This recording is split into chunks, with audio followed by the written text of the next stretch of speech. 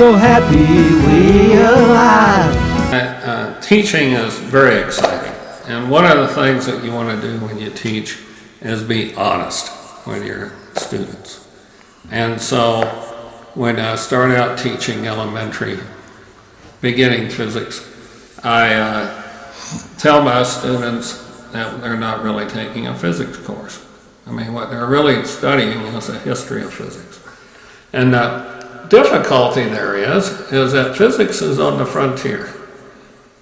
If you're doing physics, you don't know what you're doing. So no physicist knows what they're doing. Because if you knew what you were doing, you'd be doing something else. I mean, physics is exciting because every time you do an experiment, you don't know what the outcome is. Now, of course, you make up all these reasons why you want to go do an experiment, and you think that you're going to find something new for some reason or other. And I've had 3 or 4 out of 400 papers that I've been on or more. You've published 400 papers in physics? Yes, something of that sort. There's very few of them that I would consider very important. And the ones that are important have mainly been things where we've started out doing one thing and luckily found something else. And luckily been able to explain it. The job of a physicist is mainly broken in 2 parts. There are people who do theory and people who do experiment. Now, theorists are supposed to predict things that nobody has ever predicted before or nobody has ever measured. And experimentalists are supposed to measure things, new things that nobody's ever predicted. And if you look at, And you're an experimental physicist, right? I'm a physicist. I call people who go into theory as dropouts. I mean, think about it. In the history of physics, how many people who are theorists have ever predicted something which was not previously measured? Well, I ask my class that, they'll say, well, Einstein. You say, what did he measure that wasn't previously predicted, that wasn't previously measured? Well, out of the 3 or 4 people in the history of physics who are theorists who have actually done something theoretical and predicting something that has never been measured, Einstein's one of them. And he predicted that light would bend in a gravitational field. Special relativity, the photoelectric effect, and Brownian motion were all measured previously. They're experimental discoveries, not theoretical discoveries. So you see, there are almost no cases in physics where somebody who is a theorist has actually made physics progress. And on the other hand, you say, well, how can you be so smug if you're an experimentalist? And I'm not very smug, because as an experimentalist, you have these ideas why you want to go do an experiment, and you're lucky enough to be working on experiments where nobody's ever done anything like that before, like this quark gluon plasma experiments. But in fact, the things that usually come out to be important are things that you don't expect. So you don't know really what you're doing either, but you're one up on the theorists. So how did you get in trouble with the National Science? Here I am teaching my class, and we're going through how you classify resistors. If you go in the Radio Shack and you buy a resistor, they have 3 colored stripes, and maybe a 4th one that tells you the percentage, if it's black or silver or gold. And the first 3 stripes, one gives you a digit, the second one gives you a digit, and the third one gives you a power of 10. So you can know what the resistance of this resistor is. So how do you remember, let's say that this is red, this middle stripe, and that means the digit 2. So how do you memorize, if you want to have 3, 2 to the power 4, it would be orange, red, and then the third stripe would be yellow.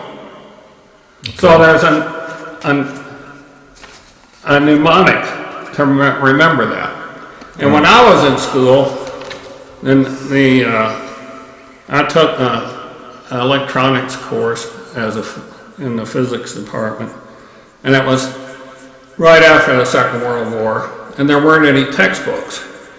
So we had what's called, I think it was EM-17, it was the Army Electronics Manual. Mm-hmm. And in the Army Electronics Manual, the synonyms for remembering the colors was bad boys rape our young girls, but Violet gives willingly. So that would be bad would be 0, boys would be 1, you know, that's black, brown, red would be 2, orange would be 3, etc. Mm-hmm. All right. Now, there wasn't anything in our textbook to help people remember it, so I gave them the history and you know, and what happened to me when I was taking the course, so that students could easily remember this. So you taught your class, you told your class this new. Oh yes. So here I am. About 2 months later, it's sitting in my office, and I get this request to come over and see the dean. Huh. This is the dean of the College of Natural Science at the University of Texas. At the University of Texas. Uh-huh. So I go over and see this guy, and actually there were 2 other people sitting in the room, and they had told me that one of my students had complained about a sexist comment that was made in my class. And I was a little bit suspicious because it was 2 months later, and it was kind of out of context, what was said to me. And it turns out that these students in a bar were talking about how to remember the colors on a resistor, and some lady who is up on sexist comments thought that saying bad boys rape our young girls, but Violet gives willingly was hyper sexist. Mm-hmm. And so I was told not to ever do that again. And since I had given a reference to it, the university didn't make any, you know, given it as a historical comment, they didn't do anything to me. So here I am in Los Alamos, and it turns out that there's a Women in Science committee. And this is a national committee? National committee. And they were meeting in Los Alamos. And I can't remember what the situation was, but they were having a dinner, and one of my former collaborator students was one of the women on this committee. And I went down, I just happened to be at the same restaurant where they were having dinner. And I went over and said hello to my student, to my colleague, and she introduced me to the other ladies at the table, told me who they were, and I told them about this event that had happened to me.